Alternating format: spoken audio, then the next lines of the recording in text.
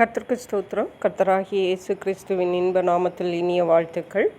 இன்றைய தியானத்திற்காக ஜெபித்த பொழுது தேவன் தந்த வசனம் அப்போஸ்தலர் நடபடிகள் 19ஆம் அதிகாரம் 12ஆம் வசனம். அவனுடைய சரீரத்திலிருந்து உருமால்களையும் கச்சைகளையும் கொண்டு வந்து வியாதிக்காரர் மேல் போட வியாதிகள் அவர்களை விட்டு நீங்கி போயின, பொல்லாத ஆவிகளும் அவர்களை விட்டு புறப்பட்டன.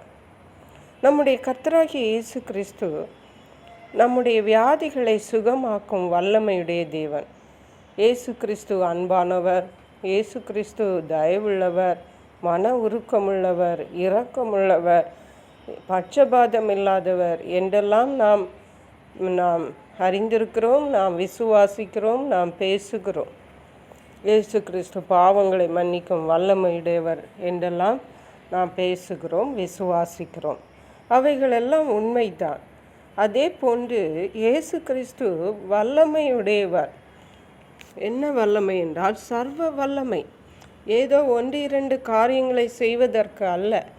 சர்வ வல்லமை என்றால் எல்லாவற்றையும் செய்ய அவருக்கு வல்லமை உண்டு. வியாதிகளை சுகமாக்க அவருக்கு வல்லமை இருக்கிறது. நம்முடைய தோல்விகளை ஜெயமாக்க அவருக்கு வல்லமை இருக்கிறது. நம்முடைய தேவைகளை சந்திக்க அவருக்கு வல்லமை இருக்கிறது. நமக்கு என்ன வேண்டுமானாலும் செய்ய அவருக்கு வல்லமை இருக்கிறது. இந்த இயேசு கிறிஸ்து வல்லமையுடையவர், சர்வ வல்லமையுடையவர் என்பதை நாம் அறிந்து அதை விசுவாசிக்கிறவர்களாக காணப்பட வேண்டும். அப்பொழுதுதான் தேவனிடத்திலிருந்து சுகங்களையும் அற்புதங்களையும் நாம் விடுதலைகளையும் பெற்றுக்கொள்ள முடியும். நாம் வாசித்த இந்த வசனம் பரிசுத்த பவுலப்போஸ்தலரை பற்றினது. அவருடைய ஊழியத்தின் நாட்களிலே அநேக அற்புதங்களை செய்தார்.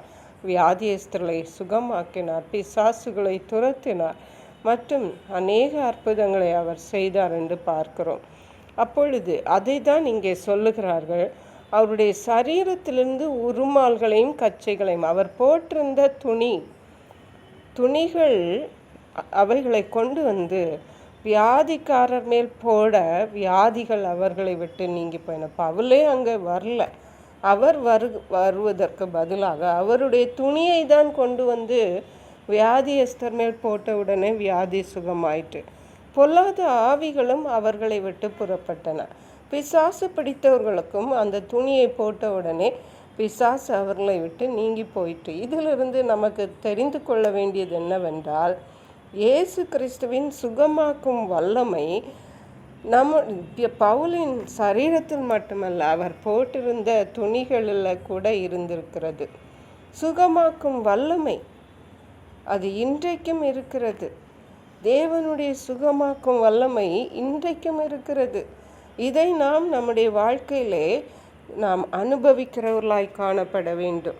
இயேசு கிறிஸ்துவிடத்தில் பெரும்பாடுள்ள ஸ்திரீ இயேசு கிறிஸ்துவின் வஸ்திரத்தின் ஓரத்தை தொட்ட பொழுது அங்கே அவளுக்கு சுகம் கிடைத்தது.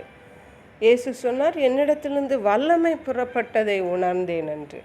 பாருங்கள், சுகமாக்கும் வல்லமை இயேசு கிறிஸ்துவிடத்திலிருந்து, தேவனுடைய ஊழியக்காரர்களிடத்திலிருந்து, தேவனுடைய பிள்ளைகளிடத்திலிருந்து அது கிரியை செய்கிறதா இருக்கிறது.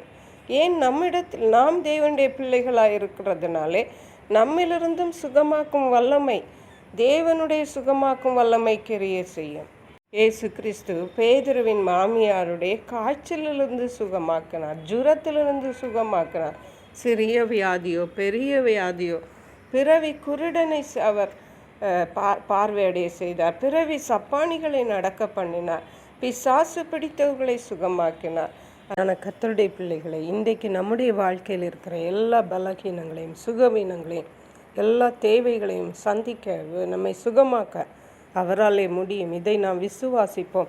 தேவனுடைய வல்லமையை நாம் பெற்றுக்கொண்டு நாம் தெய்வீக சுகங்களை பெற்று அவருக்கென்று ஜீவனுள்ள சாட்சிகளாய் வாழ்வோம்.